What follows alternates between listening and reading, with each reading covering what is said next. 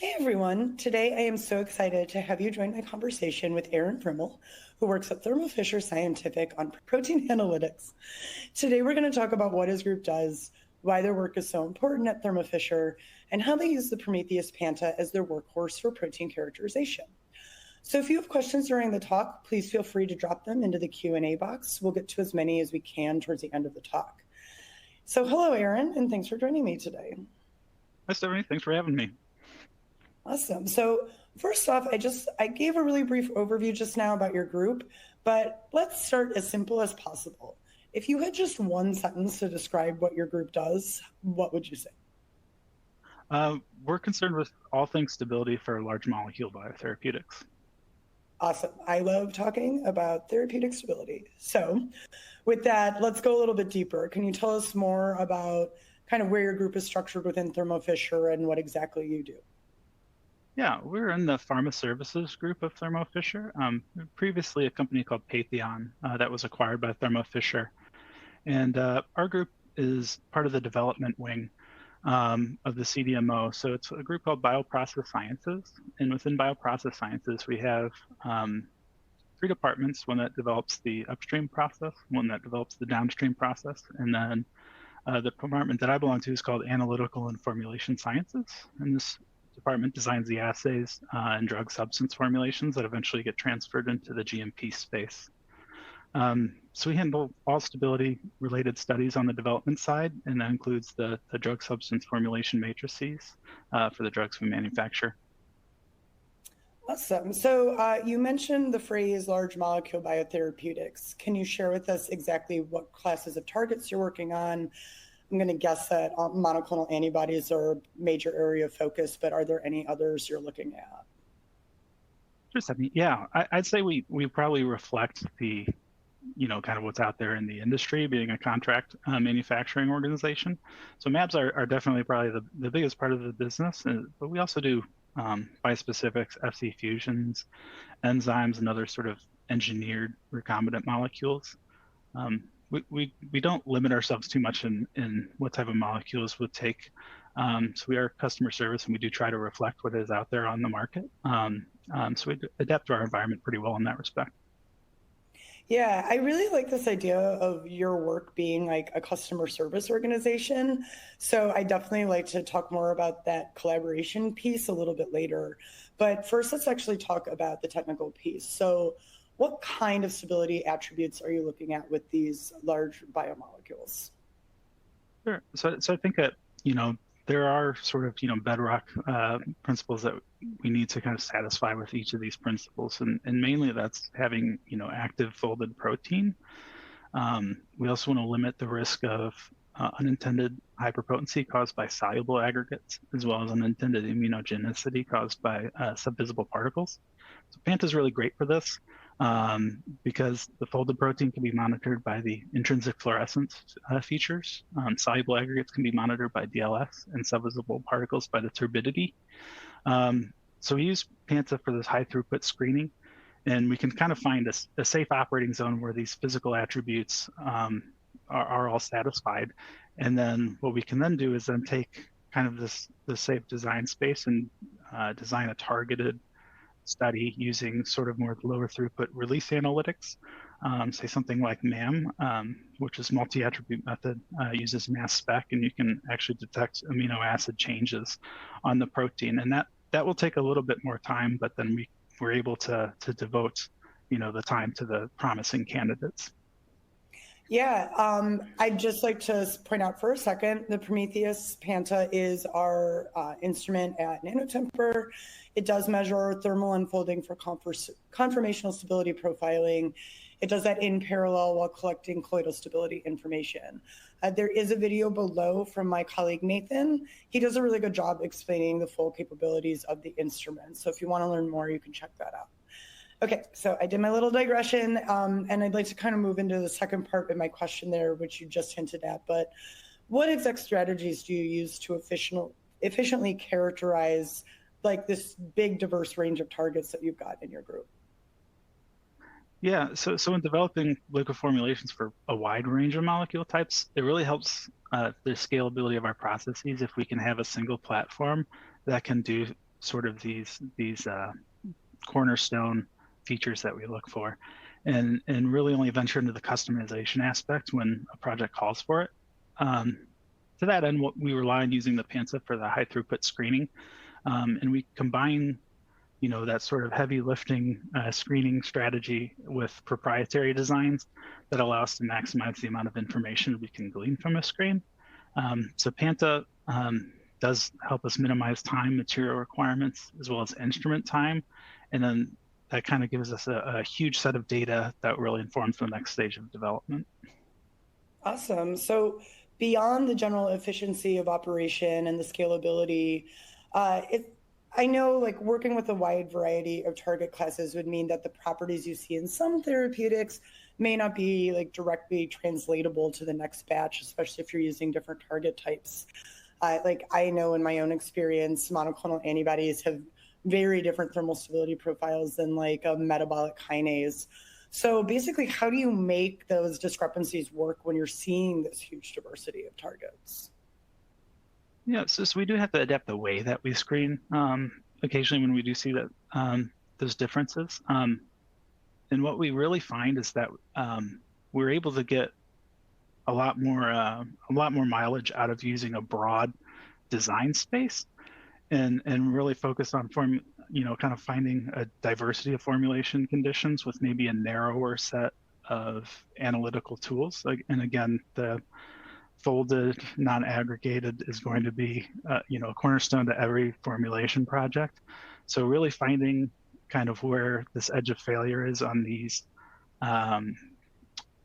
attributes is really important, as well as the optimal, because then that allows us to kind of zoom in on that optimal and know that that's the best formulation that we have. So occasionally what happens is that's, we do find an optimal and it's clearly the best candidate, but maybe it doesn't satisfy the client's target product profile or TPP.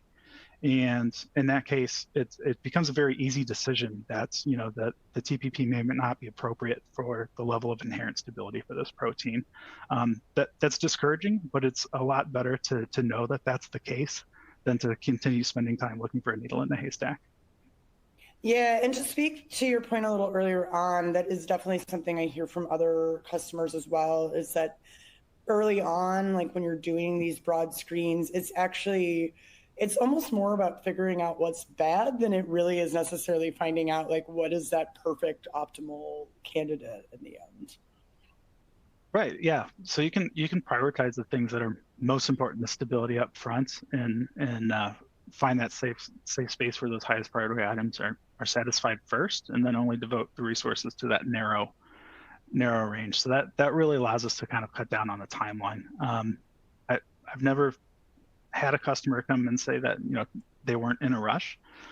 So we really try to work smart to save time where we can. Yeah, and of course, like this all sounds great in theory, but in practice, it can kind of be a different matter, like getting it out. So it's time for sort of a classic job interview question, which is, what are the biggest challenges you face or have faced in trying to get this work accomplished for your clients? Yeah, I think most people probably expect a technical answer to this, and it's really not technical at all. I think the biggest challenge we face is that we have a variety of customers that come to us, and all of them bring real world experiences to the table, and sometimes they've had a bad experience doing things a certain way. And it can take some convincing to abandon using full panels of release analytics on every single sample that we ever screen. But when you screen with Panta, you screen an amount of formulations that would be completely impossible for a release lab to keep up with. So being able to make that convincing argument to them is really, really beneficial once they can kind of see the data and know that it gives them that safe operating space. Yeah, you had mentioned earlier that customer service aspect of the job, and I think it's a really underappreciated part of working in any group, especially one that would have so many different stakeholders in it, like this one. Yeah, I think one of the, I always used to think of scientists as being completely unemotional and completely rational beings, and that's that's not the case. At the end of the day, I think we're all just people too, with our own sets of biases and preconceived beliefs.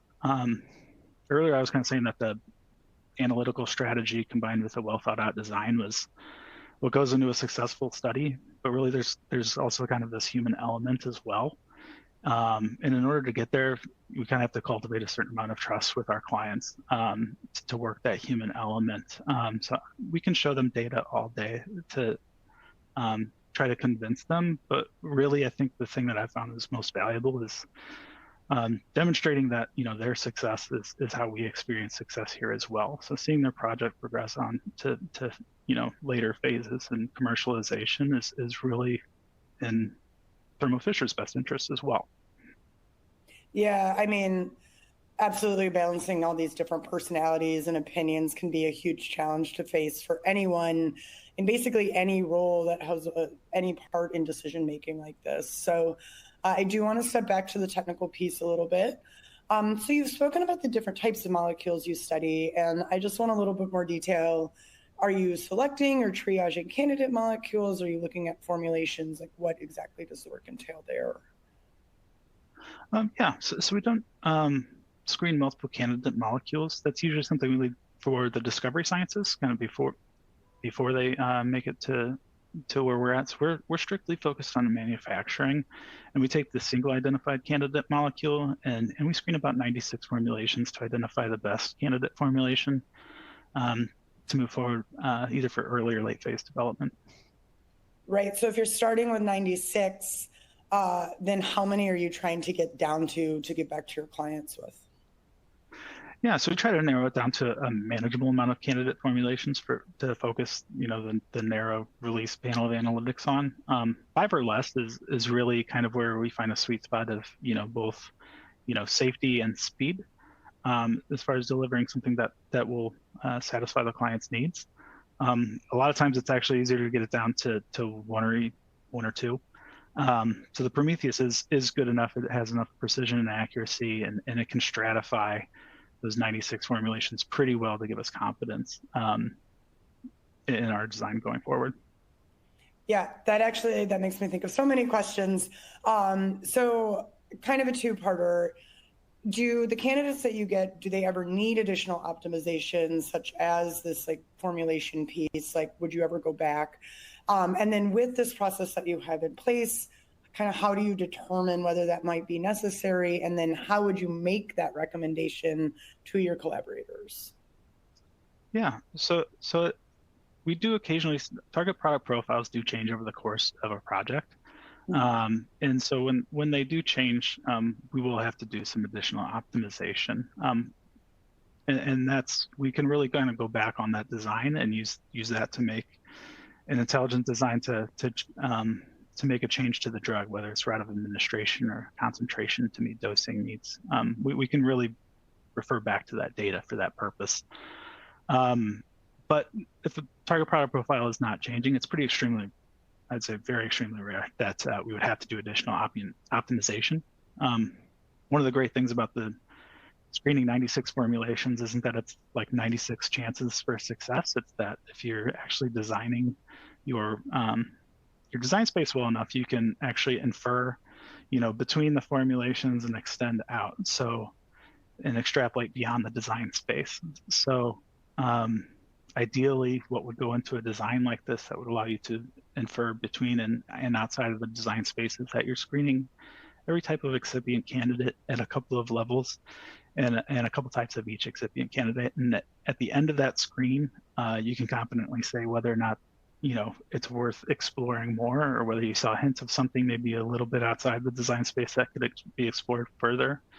In our case, we've, seen, on some platform developments where certain monoclonal antibodies had a response to just higher tonicity. So it wasn't exactly a factor encoded in our design, but because we had such an extensive design, it was a latent feature that kind of floated to the surface after we collected all the data. Yeah. So in these kind of edge cases where you do have to kind of go back, how do you work with the collaborators to ensure that they understand, like when you're building that design space, like when it isn't going to work, and like allow them to consider their own input for the next steps if they do have to kind of revisit the condition. Yeah, so I think, our clients, we collaborate with them, in terms of trying to find out the next stage of development. And so really seeing them succeed is where pharma services is going to succeed as a business. So we have aligned interests in solving that problem fast. We're pretty open and honest with our feedback with them. And I think really just getting everyone to the table and discussing ideas and challenging each other is really how we come up with these best designs. So it's, again, we don't discriminate based on where this information comes from. The best idea wins the day. And I think, again, everyone's interests are aligned in this case. So clearing these hurdles as quickly as possible is in everyone's best interest. Right. And how often would you say it comes up that you do struggle to either narrow down these options, and how would you address that? Well, I think I have to preface my answer by saying I'm probably one of the most spoiled formulators in the world, and that we're connected to a very well-resourced analytical lab with a lot of analytical SMEs. So if we kind of encounter a problem, we are always able to confirm it with an orthogonal method, and that eliminates a lot of kind of head scratching that a lot of other people can encounter that don't have as many resources as we have. Yeah, and then on like an experimental or maybe technical level, what do you see about these formulations that might lead to inconclusive or maybe unsatisfactory data output to draw conclusions off of? Yeah, I mean, as far as using Panta, it can be a little discouraging when we see it CM below that of the instrument. That can be dealt with, usually in terms of the instrument goes down pretty low. So a liquid formulation might not be the best dosage form in this case. But it also can be dealt with if you can change strategy a little bit. Other times, a molecule might have a weird degradation pathway that necessitates using a lower throughput analytic. And in that case, if we're going to devote kind of the more resources to the analytics, we look for any edge we can in terms of making both a well-informed design that's a little bit more reduced so that we can make it achievable on that timeline. But yeah, that's kind of the two main ways out of it that we would find. Yeah, I mean, most of the people I work with are huge fans of data and good data. And I'd say like right now in the field, it's really easy to see this trend towards more, bigger, better data on your biologics and any of your protein therapeutics. So again, you're working with all these different people. You've talked a little bit about collaborating with them, but is just giving them the data output, maybe the list of parameters by rank, like, is that enough for them? How do you help them really see and understand what it is that you're seeing in this design space? Yeah, like I said earlier, we get a very wide range of clients, and it can range from anywhere where people just want us to pick the formulation for them to people who have 30 years experience and are really used to seeing things done a certain way. Mm-hmm. I haven't found that simply showing data is all that helpful. So being able to kind of maybe put someone who looks at this data all the time can probably just look at a table and know what they want to do, but really that person should be forced to put their thoughts into a graph form or a picture form, colors, any sort of way of processing that can really help guide. Because I think most people are visual at the end of the day, and showing a trend is really what enables decision making, especially if a decision needs to be made quickly. And that even goes for the people that don't have a formulation background and they just want us to choose for them. We could easily do that, but I think it's a whole lot more valuable to come to the table with them, show them the graphs, and show them why we are choosing this formulation, because that just really gives a lot of confidence as to the rationale behind a certain decision. Yeah, and you've already hinted many times already that the Prometheus Panta has been really helpful for your process, but I'm kind of curious like how you went about this before adding the Prometheus to your lab, like what other tools or analytics you had.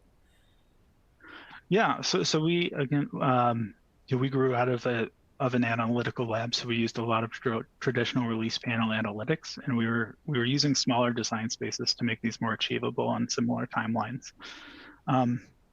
As mentioned earlier, once we got the Prometheus and started doing some platform development to understand its capabilities better, we did conclude that it was a lot more value added to have a shallow understanding across a wider design space, and then only add that detail in when we kind of find the promising piece of that design space.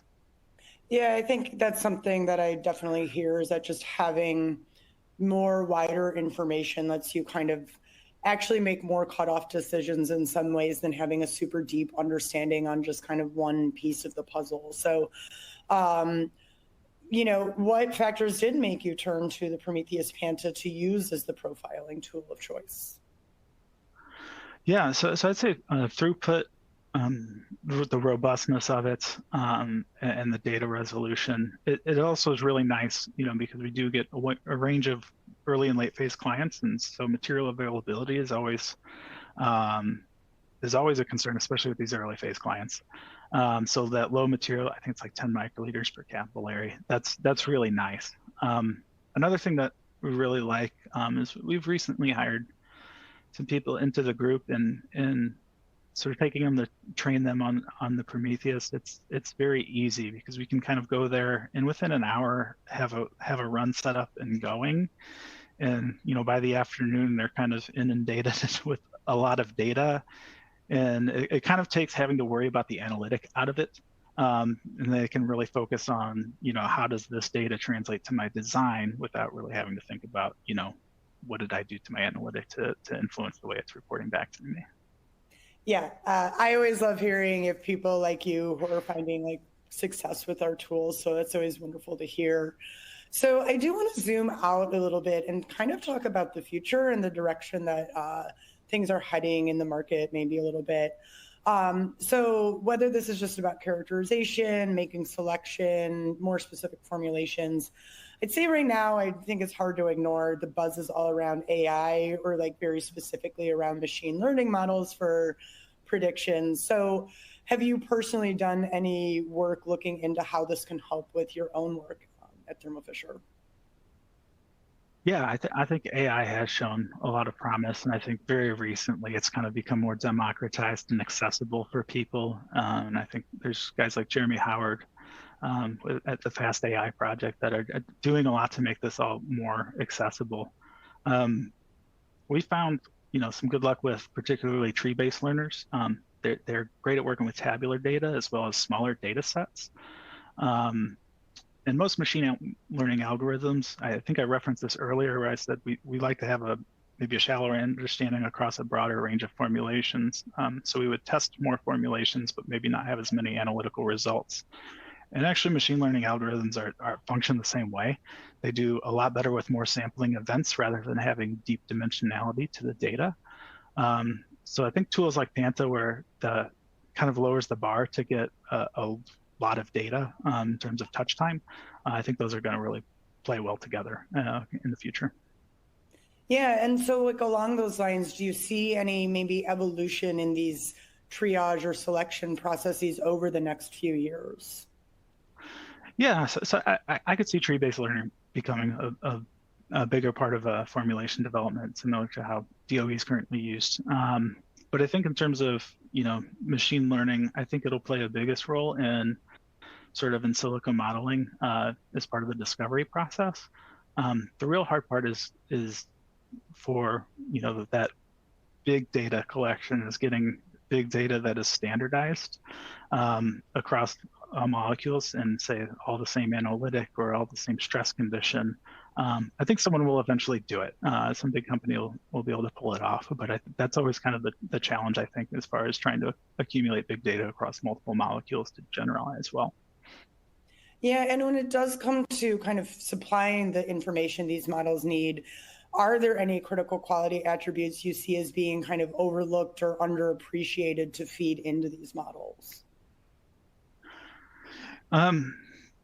Yeah, so I've always kind of found this funny. So if you take a basic biochemistry class, one of the first things they teach you is that the form of a protein equals its function.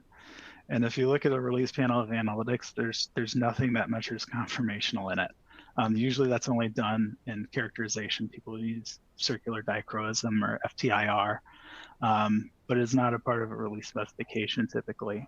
So I'm always very surprised by that, and I think it's something that could be done better in the future. Yeah, I definitely remember the great paradigm from my early biochemistry classes. So I do have one last question. So I'm sure we have viewers right now who join not because they're already doing this work, but because they're hoping to get into this field someday. Maybe we've got some early career scientists. So with that, if there are any of these early researchers out there, maybe even students, if they're interested in getting into this work, what skills or techniques would you recommend that they develop in order to be successful in a line of work such as this one? Yeah, I think a lot of scientists maybe become scientists because I think it's a job where you can maybe more focus on the work and there's less interaction with people. And I don't, that's not really true. I think some of the best scientists I've ever met are very good collaborators.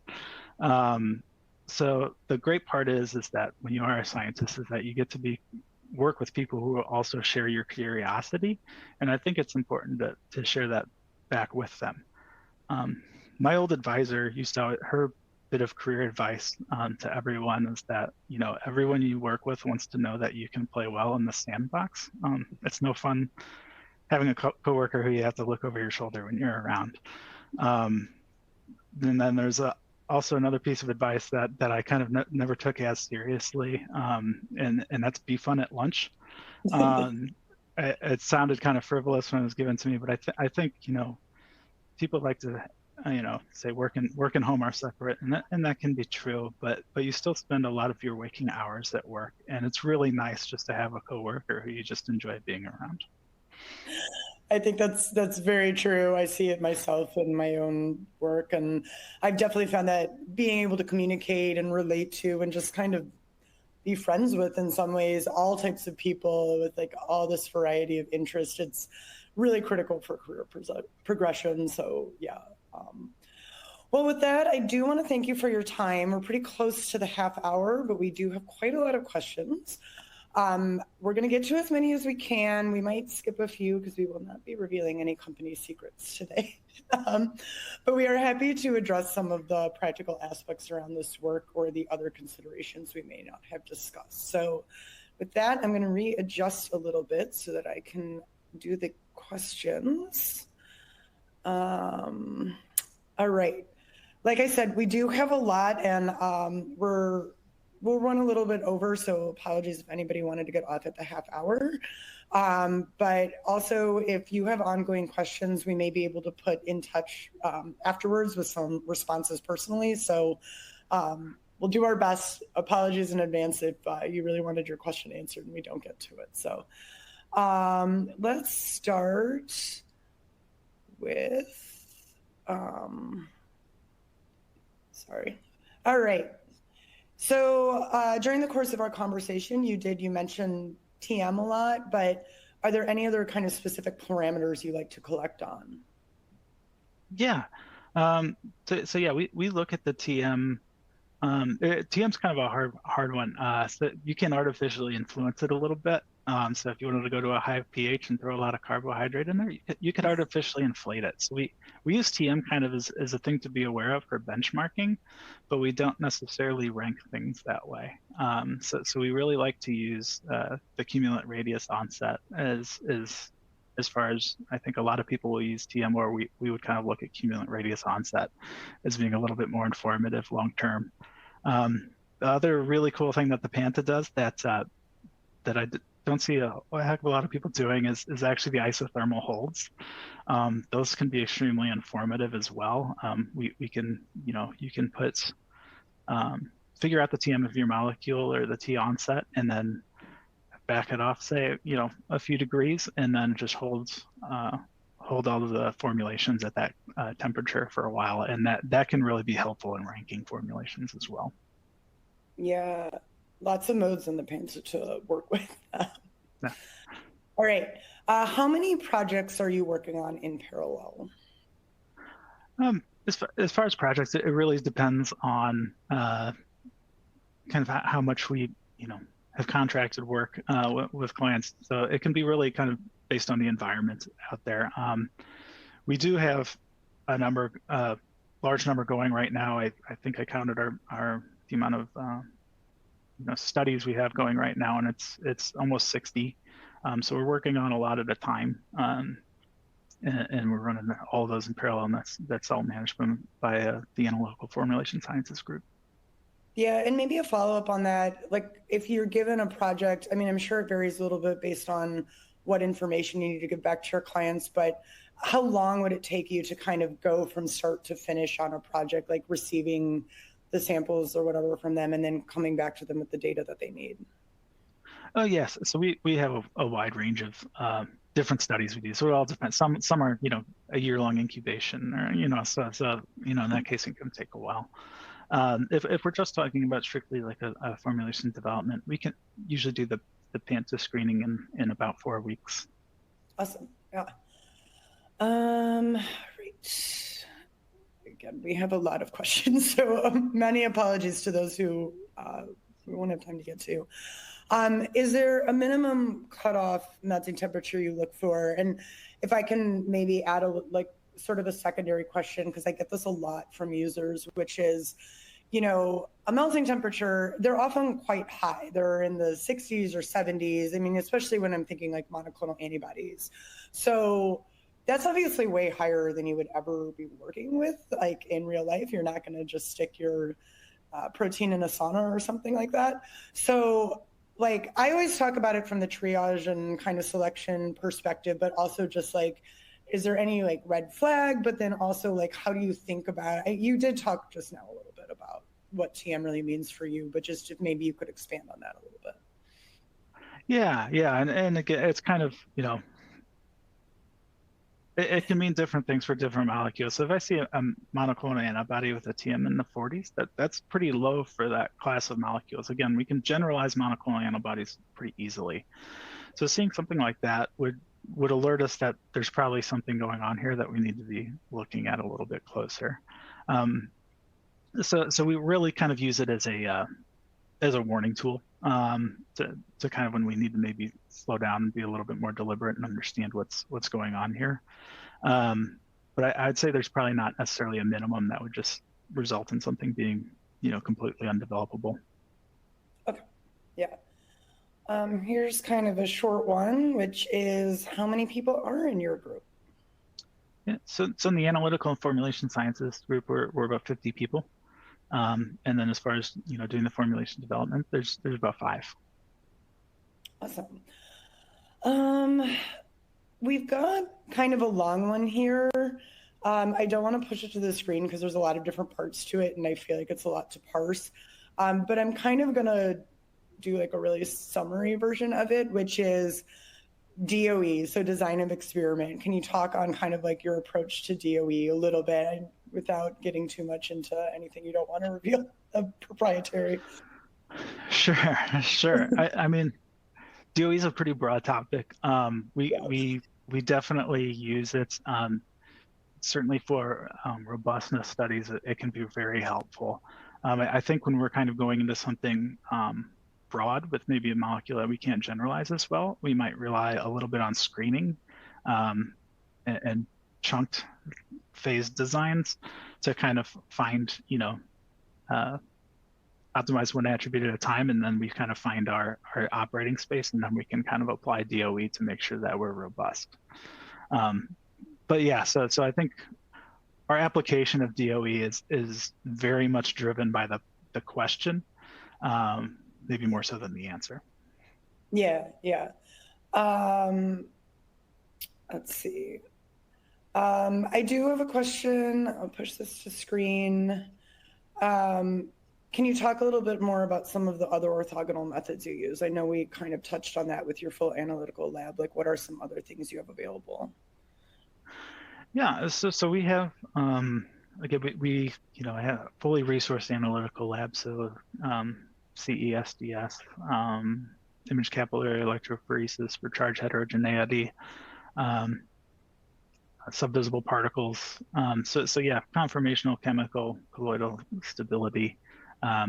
Multi-attribute method by mass spec is extremely powerful. I referenced it earlier, but being able to get down to monitor amino acid level effects is extremely powerful when we have a really tough trade-off to make. So I really, I'm very lucky to have a fully resourced analytical lab when we need to rely on them. They're always very helpful to us. Yeah, definitely different working in industry than in, for example, an academic lab when you're trying to get every piece of information you need. And then sort of, I think this is kind of a related question, but how well do you find that the Panta correlates with these other methods that you've mentioned? It's pretty good. I mean, I don't, for anyone who's maybe not as familiar with these methods, it doesn't give you it's not like you can just go there and say my value on SEC would be 98.6. It's not just a direct correlation, or it's not replacing those, but really the DLS would trend with something like SEC or subvisible particles. So being able to kind of understand these trends and mitigate them on the Panta, we then see that effect in the SEC when we do the accelerated stability screening. So it actually correlates pretty great. We've did a couple of things very recently, just in development, and we're seeing 6 months, no aggregation by SEC, which is, we didn't expect that to work that good. All right, so I'm gonna throw up one more question. I think we're getting a little tight on time, and you've been so kind to stay a little bit extra to talk, but let's just wrap up one last one. And I find this one interesting because again, this is a question I hear from other people a lot. So just if you can speak to it a little bit, which is, how does the turbidity, the units that we use are just in units, so that's what that means. But how does that correlate with subvisible particles? Because we know subvisible particle measurement is actually a little bit different than pure turbidity. So I guess if you can speak on how you apply turbidity to that information. Yeah, so again, this is kind of a case where, maybe it doesn't give you the NTU, or the NTU doesn't correlate directly to subvisible particles, in terms of you can't find the exact counts from that data. But really the turbidity measurement that's being taken gives us an idea of the extent of subvisible particle formation relative to other formulations screened. And that's, and then by basically trying to minimize the turbidity, we're able to see a reduction in subvisible particles. I want to thank you so much, Aaron, for joining me. This has been so illustrative, so informative, and I think it's just really valuable to hear about what are these workflow approaches and how are people thinking about doing this in their own labs. So thank you so much for joining us. Yeah, thank you. And thanks everyone for the questions. You see them come in with definitely some thought-provoking ones. So I really do appreciate that too. Yeah, awesome. So everyone have a great night, and thank you so much for joining us. Thank you.